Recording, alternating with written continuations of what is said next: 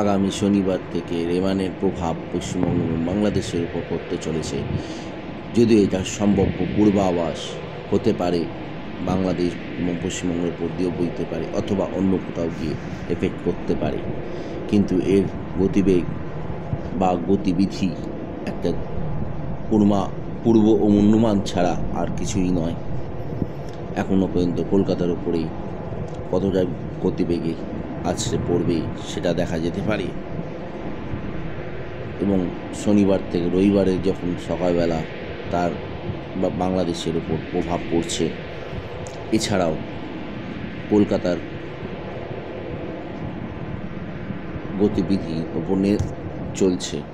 দক্ষিণ চব্বিশ পরগনা, উত্তর চব্বিশ পরগনা, নদিয়া, হাওড়া, হুগলি এর বিস্তর এলাকায় কিছু কিছু জায়গায়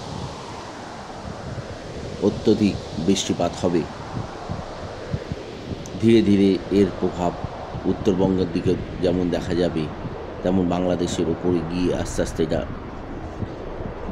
গভীর নিম্নচাপের থেকে নিম্নচাপ হয়ে সমাপ্ত হবে। আস্তে আস্তে আবার স্থিতিশীল হয়ে যাবে পশ্চিমবঙ্গ এবং বাংলাদেশ। নমস্কার।